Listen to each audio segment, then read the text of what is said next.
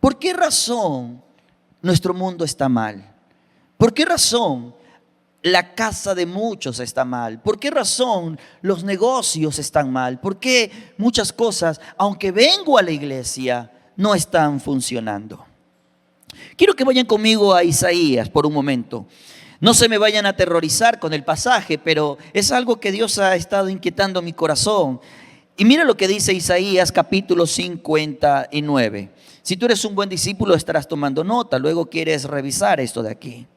Isaías 59 dice: he aquí, no se ha cortado la mano de Jehová para salvar. ¿Sabes qué significa que la mano del Señor no se ha cortado? Sigue extendida. La mano del Señor sigue extendida para salvar. Ni se ha agravado su oído para oír. Él no ha tapado su oído, Él sigue escuchando. Pero, diga conmigo pero. Diga conmigo pero. Vuestras iniquidades han hecho división entre vosotros y Dios. Nuestros pecados han creado una barrera entre nosotros y Dios. Esto es más o menos como cuando usted es padre y sus hijos no están en obediencia, aunque sigue siendo hijo y sigue siendo padre, no hay una correcta relación, hay una distancia.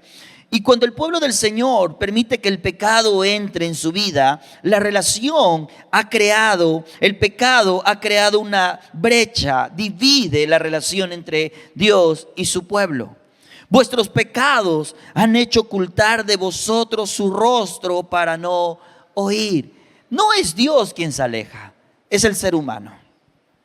Porque nuestras manos están contaminadas de sangre y vuestros dedos de iniquidad. Porque somos rápidos para culpar a otros de las cosas que estamos nosotros mismos batallando. Como dicen por ahí, cada juicio solo revela la condición del corazón, mas no una realidad. Y ahí está el Señor hablando a través del profeta: vuestras manos están contaminadas, vuestros dedos de iniquidad, vuestros labios pronuncian mentira, habla maldad vuestra lengua, no hay quien clame por justicia. Cuando usted va leyendo todo este pasaje, es una descripción de una condición humana natural que bien pareciera la descripción de nuestros días. Y el problema es que no hay quien clame justicia. Diga conmigo, ese es el problema. Diga conmigo, ese es el problema. No hay nadie que clame justicia. No hay quien juzgue por la verdad.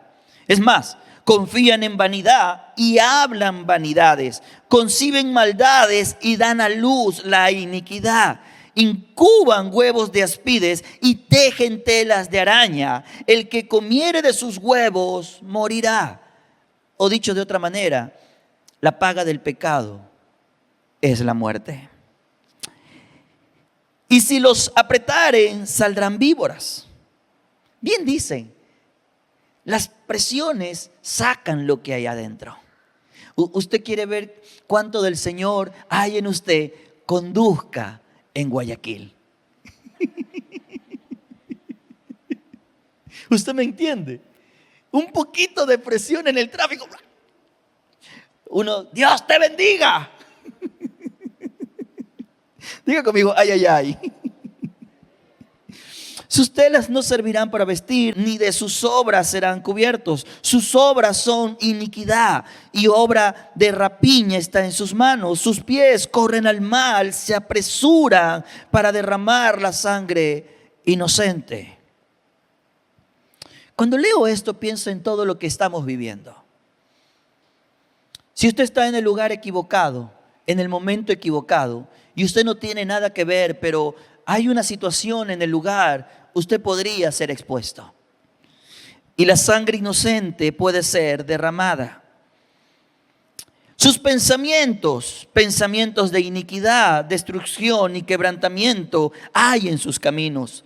No conocieron camino de paz, ni hay justicia en sus caminos. Dígame si no es nuestra realidad. Sus veredas son torcidas. Cualquiera que por ellas fuere no conocerá paz.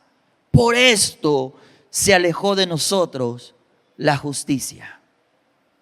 Uno se pregunta, ¿por qué hemos tocado fondo?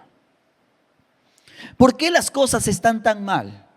Uno se pregunta, incluso cínicamente, ¿por qué? Y aquí está la respuesta: por esto se alejó de nosotros la justicia y no nos alcanzó la rectitud. Esperamos luz y he aquí hay tinieblas, resplandores y andamos en oscuridad, palpamos la pared como ciegos. El punto es, no hay camino seguro. Esperamos luz y solo hay tinieblas. Palpamos la pared como ciegos y andamos a tientas como si no tuviéramos ojos. Tropezamos a mediodía como si fuera en la noche. Estamos en lugares oscuros como muertos. Gruñimos como osos todos nosotros. Todo el mundo anda mal genio. Medio usted le frota y le sale el genio, ¿cierto? Gruñimos como osos. Gemimos lastimeramente como palomas. Esperamos justicia y no la hay. Ya estamos tan saturados. Dígame si no parece una redacción descrita de nuestra realidad. Porque nuestras rebeliones se han multiplicado delante de ti y nuestros pecados han atestiguado contra nosotros. Esto es duro. Porque cuando el pecado se levanta y te confronta, no hay nada que decir. Porque con nosotros están nuestras iniquidades y conocemos nuestros pecados. El prevaricar y el mentir contra Jehová, el apartarse en pos de nuestro Dios, el hablar calumnia y rebelión, concebir y proferir de corazón palabras de mentira, el derecho se retiró. Porque en ese escenario la luz no tiene oportunidad. El derecho se retiró y la justicia se puso lejos, porque la verdad tropezó en la plaza y la equidad no pudo venir. Y la verdad fue detenida. Pareciera una descripción de lo que hoy sucede con una cultura de cancelación. La verdad fue detenida y el que se apartó del mal fue puesto en prisión. Al que se opone a lo que el mundo establece como norma, aún por ley, aunque es locura, lo meten preso. Y lo vio Jehová y desagradó a sus ojos, porque pereció el derecho y vio que no había hombre. Este es el problema. No había hombre que representara a Dios. Y se maravilló que no hubiera quien se interpusiese, y lo salvó su brazo y le afirmó su misma justicia. Estoy leyendo lo que escribió el profeta Isaías y parece una descripción de nuestra realidad.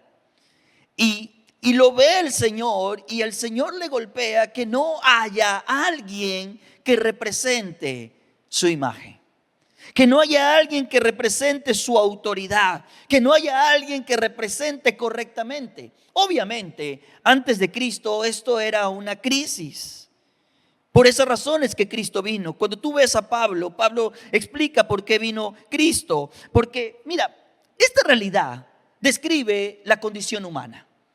Pero por esto es que Cristo vino. El que no pecó y no conoció pecado fue la ofrenda por nuestro pecado, para que nosotros pudiéramos estar en una relación correcta con Dios.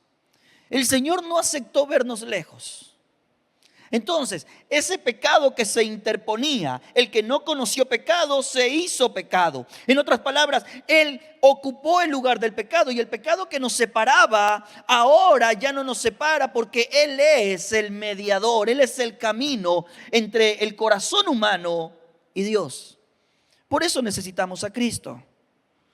Y estas son buenas noticias. El mundo no entiende que necesita a Cristo. A veces la iglesia se olvida que necesita a Cristo.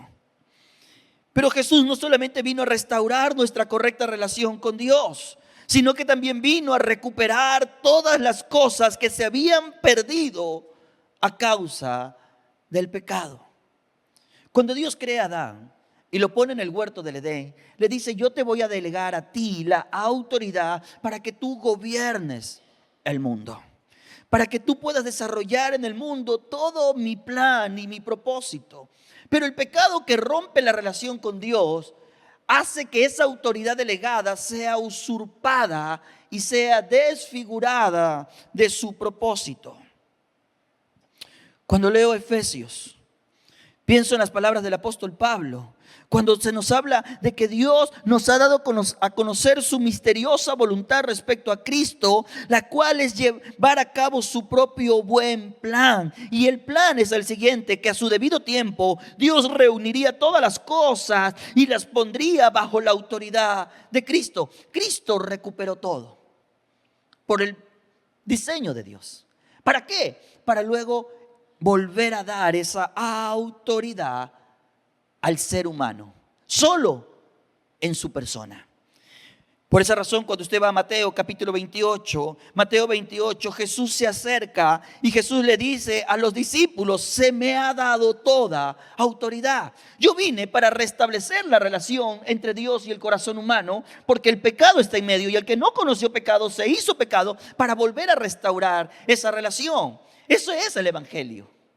Ahora Jesús ha venido, está listo para morir y para resucitar, y Él se acerca a los discípulos y les dice: se me ha dado toda autoridad, todo ha regresado a mí, todo lo he recuperado, tanto en el cielo como en la tierra. Por tanto, vayan y hagan discípulos de todas las naciones. Él delega la autoridad. Lo que Adán tuvo en el principio y que le fue robado por causa del pecado, Cristo viene, lo recupera y nos ama tanto Dios que nos lo vuelve a dar. ¿Hay alguien que esté conmigo? Nos lo vuelve a dar. La palabra autoridad es la traducción del vocablo griego, y perdónenme si lo pronuncio mal, exousia, que significa literalmente el derecho legal o la autorización para ejercer poder. Quiero que piense en esto. Cuando usted tiene autoridad y lo tiene en un contexto, usted puede tener acceso a los lugares. Cuando usted tiene autoridad y tiene la autoridad legítima, usted puede dar orden y las cosas van a suceder. Jesús le dice a sus discípulos: toda autoridad me ha sido devuelta, me ha sido dada. Ahora yo la doy a ustedes para que ustedes vayan y hagan discípulos. Dicho de otra manera, para que más o menos me capte la idea. Cuando usted tiene autoridad, usted puede formar a sus hijos y no puede permitir que el mundo secuestre a sus hijos, porque usted los forma en el Señor. ¿Está conmigo? Entonces, uno entiende que la autoridad es el derecho legal. Y cuando uno entiende que hay un derecho legal, no importa el poder que se oponga, el poder responde a la autoridad. El poder sigue la dirección que la autoridad le da cuando la autoridad viene de parte de Dios. Ahora bien, quiero que entienda esto. La autoridad delegada por Dios, que es la que Cristo nos ha dado, solo responde a la justicia de Dios. Necesito que abraces este concepto. Toda autoridad, decía el apóstol Pablo, toda autoridad ha sido puesta por Dios. Porque, todo gobernante, en cualquier escenario, sea una nación, sea una corporación, sea una cabeza de hogar, toda persona que está en autoridad ha sido puesta por Dios. El único detalle es que esa autoridad, al ser puesta por Dios, debe responder a la justicia de Dios. Por esa razón la Biblia dice: busca el reino de Dios y su justicia. Esa es básicamente la intención de Dios. La justicia de Dios básicamente es la voluntad de Dios sobre nuestras vidas. Quiero que pienses un momento en lo que decía Jeremías. Recuerda, un fundamento de toda esta conversación es: el carácter de Dios no cambia. Entonces su pensamiento sigue siendo el mismo. Y él dice a través de Jeremías: yo sé los planes que tengo para ustedes. Esta es su voluntad. Así dice el Señor: son planes para lo bueno y no para lo malo, para darles un futuro y una esperanza. Dios es un Dios de justicia. Y cuando la autoridad responde a la justicia de Dios, lo que básicamente hace la autoridad es guía a la gente en la buena voluntad de Dios. Pero ¿qué sucede? Cuando la autoridad, sea cual sea el contexto donde se exprese, no responde a ese diseño, no se alinea a la justicia establecida por Dios. Es decir, cuando la autoridad no refleja el carácter de Dios, el resultado es catastrófico. Por esa razón, en nuestra vida diaria vemos cómo es que mi casa está tan desordenada. ¿Por qué mis hijos están llenos de tanta rebeldía? ¿Por qué no hay acuerdo en mi matrimonio? ¿Por qué mi negocio es todo un caos donde toda la gente hace lo que le da la gana y roba como quiere? ¿Por qué quien está al frente, aunque ha sido elegido por el voto popular, en lugar de servir al pueblo que lo elige, se convierte en un meme internacional? El resultado es evidente. Hay un sistema que está sumergido en la corrupción. Autoridades que solo responden a intereses personales, líderes que ya no sirven a la gente, sistemas financieros que sumergen en opresión a los usuarios con cuyos recursos construyeron sus propios imperios, empresarios que retienen salarios y explotan a su gente.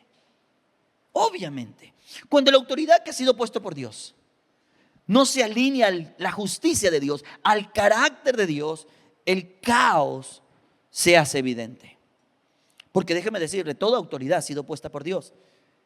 Y es difícil entender. El libro de Proverbios capítulo 29, verso 2 dice: cuando los justos gobiernan, el pueblo se alegra. Cuando una autoridad es justa porque vive en la justicia de Dios, todos los que están bajo esa autoridad son felices. Cuando un hombre vive bajo la soberanía de Cristo, bajo el carácter de Cristo, su casa camina bien. Cuando un gobernante vive bajo la soberanía de Cristo, responde al carácter de Cristo, el pueblo prospera. Pero, dice la siguiente parte, cuando los perversos están en el poder, el pueblo gime. ¿Usted está conmigo? ¿Me está siguiendo? Dígame algo, por favor. ¿Está aprendiendo? Estoy poniendo un fundamento para su vida. Entonces, cuando la autoridad no responde a la justicia, la gente bajo autoridad sufre. ¿Usted está conmigo?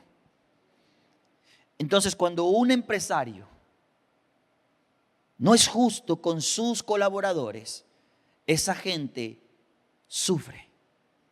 Y en el sufrimiento muchas veces toma malas decisiones.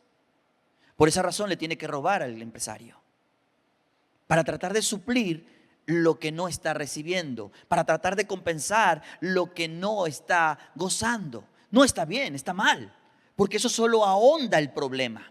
Pero todo inicia con la autoridad que fue delegada.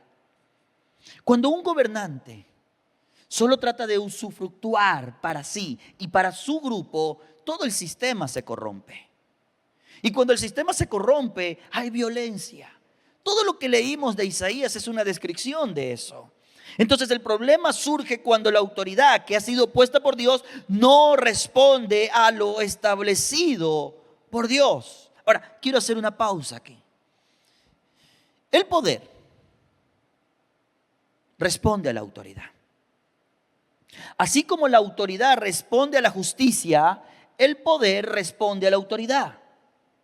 Cuando un juez dicta una sentencia, viene el orden a través de quien ejecuta. La fuerza del orden ejecuta la decisión establecida.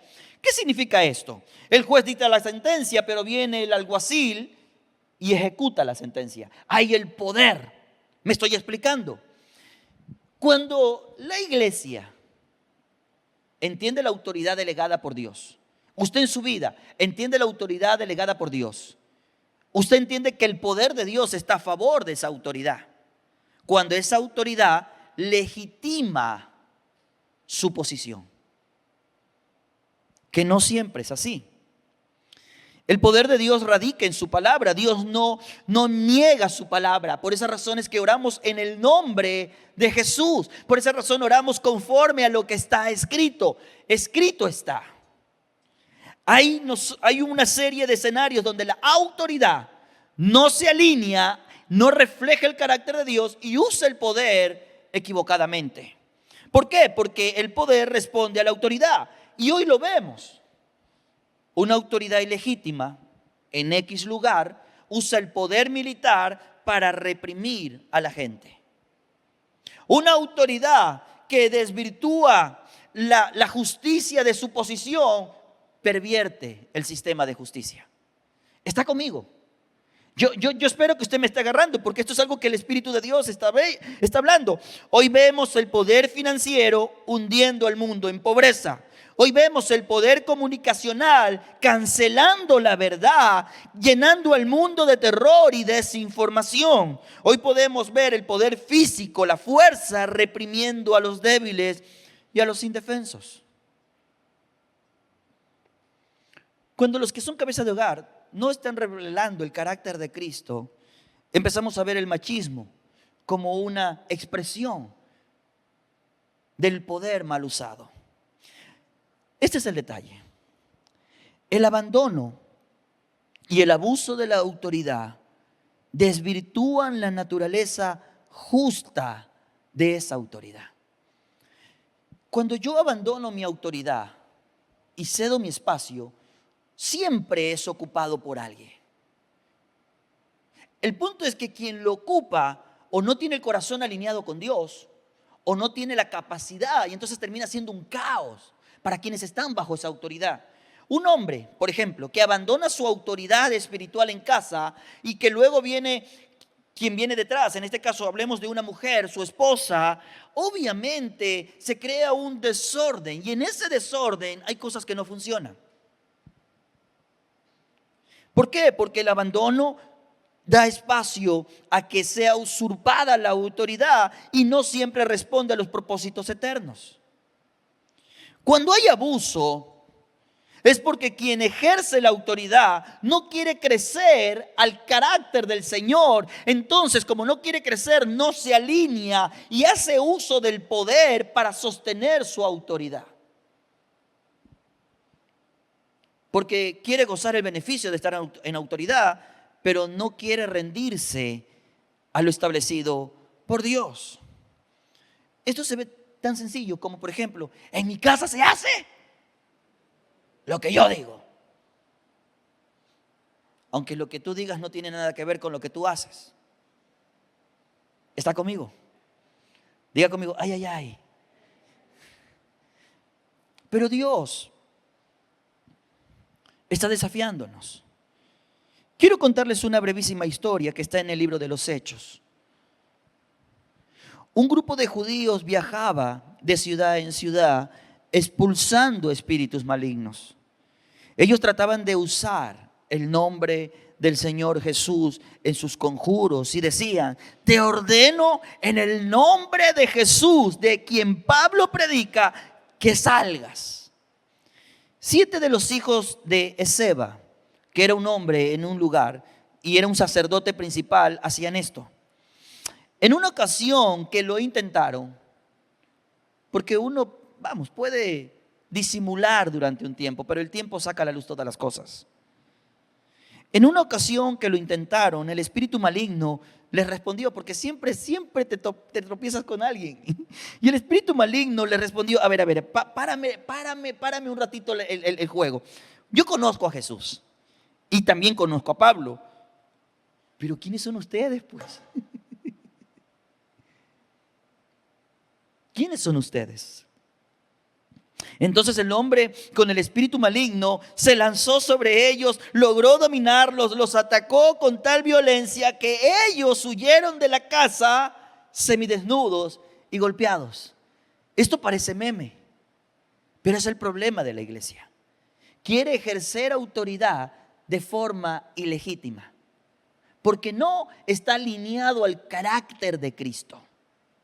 porque no está creciendo a la estatura del varón perfecto y no está viviendo en la justicia de Cristo. Entonces quiere lanzarse a ejercer autoridad, ya sea en el gobierno, ya sea en la corporación, ya sea en la casa, ya sea en la iglesia. Quiere lanzarse a ejercer autoridad, pero no está alineado, y tarde o temprano sale a la luz. Y el Espíritu está desafiando a la iglesia a legitimar algo que por diseño fue dado al ser humano, pero eso fue perdido por causa del pecado. Y obviamente tengo mucho que hablar, pero no me voy a extender por el tiempo. Pero la pregunta es válida. Pastor, ¿cómo puedo legitimar mi autoridad? ¿Cómo puedo volver a legitimar mi autoridad para que cuando yo ore, las cosas sucedan? Porque yo oro por los enfermos y los enfermos no sanan. Yo oro por la situación económica y la economía no mejora. Yo oro por esta situación y no resulta nada. Pastor, ¿cómo puedo legitimar mi autoridad? Porque si la autoridad es el derecho legal de que yo pueda operar conforme lo establecido por Dios, y yo pueda, al vivir en autoridad, pueda ver las cosas que no son como si ya fuesen, pudiese ver el cambio, ¿por qué razón no lo puedo vivir? La pregunta es válida. ¿Cómo puedo legitimar la autoridad que Dios me dio? Voy a mencionar solo una cosa, pero es la más importante de todas. Solo puede ser legitimada viviendo bajo el señorío de Cristo. Ellos quisieron usar el nombre de Jesús, pero ellos no estaban viviendo bajo la autoridad de Jesús. Parte del problema es este. Uno quiere hacer uso del nombre de Jesús porque uno sabe cómo funciona la cosa, pero uno no está viviendo bajo el señorío de Cristo. Por esa razón es que tu hogar no se ordena, porque tú no te ordenas. Vivir bajo el señorío de Cristo es el único medio a través del cual la autoridad recibida por Él se vuelve realidad. Entonces tú puedes orar y tú puedes ver el poder de Dios obrando a tu favor. El señorío de Cristo te desafiará primeramente a ordenar tu vida.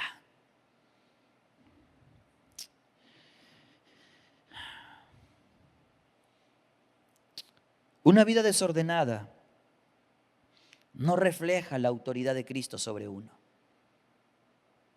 Esa es la realidad.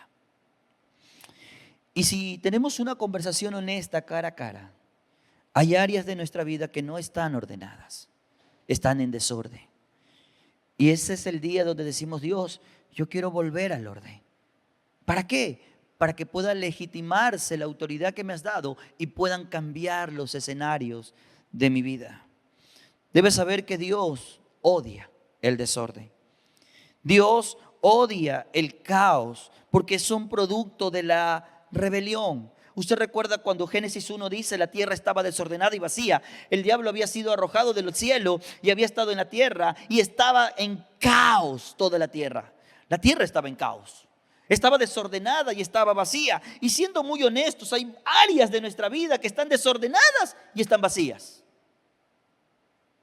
¿Por qué? Porque no le hemos permitido al Señor ser el Señor de nuestras vidas en todas las áreas y permitirle que Él ordene lo que está fuera de orden. ¿Está conmigo? Hay mucho silencio en esta mañana. Y no sé si están dormidos o están... ¿Está conmigo? Regáleme un amén por lo menos. Una de las cosas que hace la verdad es que nos confronta. Pero conoceréis la verdad y la verdad nos hará libres. Pastor, yo quiero vivir en genuina libertad. Yo quiero volver a recuperar. Si Cristo vino para que yo recupere todo lo que Él me dio desde el principio y Él lo restauró para mí, ¿por qué razón, pastor, es que las cosas no están funcionando en mi vida? Ese es el tiempo de entender. El Espíritu de Dios está diciendo: legitima la autoridad que yo deposité sobre ti a través de Cristo Jesús. Alguien tiene que decir amén. Amén. Quiero pedirte que te pongas de pie conmigo un momento, por favor.